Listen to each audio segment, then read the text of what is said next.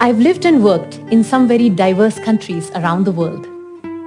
I was born in India, but I grew up in Iran.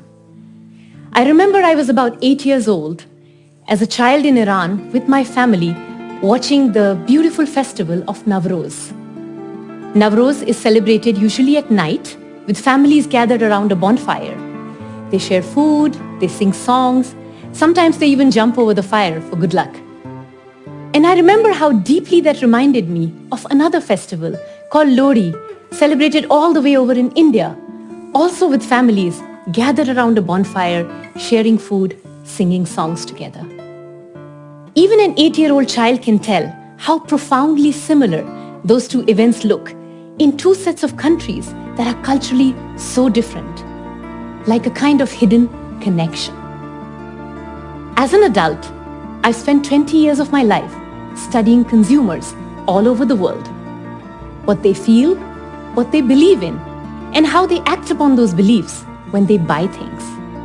And of course, a big part of my job is to truly understand the diversity that exists in the world. But maybe because of my upbringing, what truly fascinates me is when we find these hidden connections, these secret similarities between people where you least expect them. Today, I want to share some of that magic with you, bring you into my world, and we're going to go do some detective work on the world's consumers together. Stay with me because I think there's a message of hope in here for all of us. Before we start, let's have a think about how companies, businesses are organized today, how they operate today. Most commonly, companies are organized by regions, sub-regions. That's how supply chains, organizations are set up. And if it's not geography, then it's some other thumb rule. It could be linked to some common historic period. So for example, the Commonwealth countries. It could be linked to a common religious roots. For example, I've been a part of a lot of discussions on the halal economy.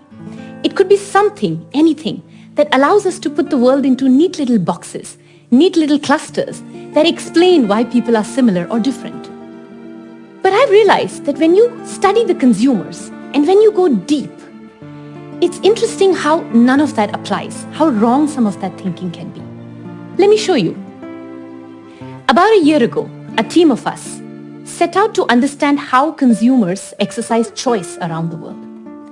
In this process, we interacted with over 40,000 consumers in 18 countries around the world. We asked them many questions about their mindsets to start with. So for example, your worldview, your personal philosophy. Do you feel optimistic? Do you have a love for technology? Do you care about peer approval? Things like that. But we also tried to study some very specific consumer behavior. So for example, what do you look for when you buy a snack? Or you buy a beverage or luxury products? What needs are you trying to fulfill? As you can imagine, there was a ton of data for the geek inside us to go crazy with, right? I love that type of data. So anyway, we take all that data and we start to draw correlations. We start running all these analysis. And we come up with this kind of a proximity analysis. Quite simply, every green dot represents people of a particular country. The closer the green dot is to the map in the middle, the more similar the mindsets are for those two sets of countries. And the further the dot from the map, the more diverse the mindsets for those countries. It's as simple as that.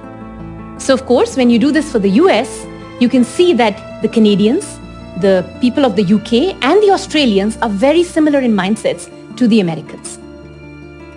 Now, we had been studying consumers for a long time, and the whole team fully expected that we were going to see a lot of clusters come through based on some of those thumb rules that I talked about earlier. So imagine our surprise, we run this data and we find very little clustering based on any of those thumb rules. We didn't, for example, find an Asian cluster. We didn't find a European cluster, nothing like it. In fact, we found 90% correlation between the Americans and the Australians, two sets of people on the literal opposite ends of the world. Can you imagine that? How amazing is that?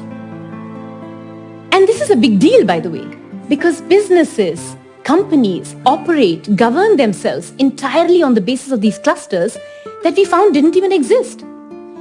And believe me, we tested a bunch of thumb rules. And the interesting part was that it was not as if you can find new thumb rules to replace the old ones that don't work.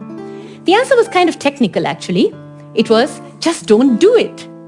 Resist the urge to find any kind of thumb rules to explain the world. These are only propagating stereotypes. So then we said, okay, if all these thumb rules don't work, how do you make sense of all the diversity that we see around us? How do we put some patterns? How do we understand it? So then we started to study the specific consumer behavior I talked about. What do you look for when you buy insurance? What do you need when you buy beverages, when you buy apparel, cars, things like that? And here we found something that was even more profound, I think. Let me show you. So this time I'm using China as the base market. Again, as before, green dots, overall mindsets. Now you can see immediately when you see this chart that the Chinese are such a unique group of consumers. The inner circle's empty, the second circle's also empty. Then you start to see India, Mexico, a couple of other markets, but the correlation shows not a lot of similarity between the Chinese and those group of customers. So clearly China stands apart, very unique group of consumers. By the way, notice Japan on the top left here. The Japanese are so diverse from the Chinese. And yet I know so many businesses that put Japan and China as neighboring countries in the North Asia cluster. That's so common. It's so wrong. Anyway, I digress. I get very excited with this stuff. So then, coming back to the point, on top of it, we overlaid these black dots. The black dots are now the needs when you snack. So what motivates you when you reach out for a snack? That's the black dots. And when we did that and we studied it, we found a hidden connection. I don't know if you can already see it, but I'm going to circle it for you. We found that the Indonesians, the Saudi Arabians, and consumers of the UAE snack in very similar ways to the Chinese. Let's think about it for a second. These are Muslim countries, very different culture, very different background to the Chinese, and yet they snack in similar ways. How cool is that, right? And similar how? Well, for first, in all these countries, snacking is a moment of social indulgence. It's something you do as a group. So people snack in groups. They share the snacks. They often buy a hot snack that they purchase from a hawker or a food court. Somebody prepares it fresh for them. The quality is not guaranteed. It's very important. They snack in similar ways. In contrast, the Americans over on the top left snack very differently. Americans snack alone. They don't share their snacks. It's often at their desk in a package. Very different from the rest of the countries. Now I wonder, do the Chinese and the Indonesians know that they snack similarly?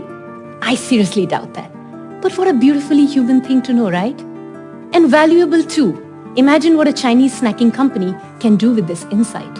A lot, right? Let's take you to another one. I'll show you another one. Still staying with China, the green dots are still the mindsets, but this time the black dots are how you buy cars, what you look for when you buy an automotive product. Now again, I guess you guys are getting it better with this now, but here's the hidden connections. We found, and I'll name a few countries, there's quite a few similar to China, but two that I'll call out. South Africans and Nigerians buy cars with similar motivations as the Chinese. In all these countries, your car, your ride, is a status symbol. It tells your peer group who you are. So your car needs to show you've arrived in life. And it's a very external point of influence. What will others think if I drive this particular vehicle? In contrast, look at the Germans at the bottom. Very different, very internal, very personal. Your car has to be fun to drive. That's very, very important. And who blames them, right? With those beautiful autobahns, lovely roads, no speed limits. Of course you want your car to be a fun ride, right? But wait, look at the French now. The French are very different from the Germans. They want their cars to be reliable to navigate narrow roads. So there you have it. Two countries, France and Germany, neighboring countries, European countries, very different motivations. And then a couple of African countries similar to the Chinese in the way they buy cars. No clustering, no business group will ever put these countries together. But maybe a road trip from Beijing to Lagos is just going to do the trick. Who knows? Anyway, one more, last one. Indulge me just to rub it in. So here's another one. We're coming back to the US this time. Again, green is the mindsets, but the black this time is how you buy clothing, apparel. Now, remember we talked about how the Americans and the Canadians are very similar in mindsets earlier? And we also talked about, of course, they are closely connected neighbors as well. Now, however, they don't buy apparel the same way. The Americans buy things that are on trend. They're looking to indulge. The Canadians look for utility. They are looking for apparel that can be good for adventure, and a love of outdoor sports is critical here. But controversially, the Russians buy apparel in very similar way to the Americans. Also looking for something that's on trend, also looking to indulge. Now, to say that there have been tensions between these two countries is a serious understatement, right? And yet they have this one beautiful connection. They have one thing in common. What a lovely idea, right? Now, I could go on and on. I showed you just a few examples today, but we found this over and over again. Category by category, country pair by country pair. We saw this in all kinds of things like luxury, beverages, insurance, you name it. We found these connections everywhere.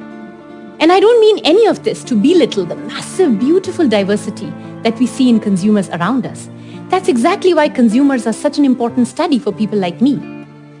But I think this work shows that mankind is connected in a profound way that we never imagined.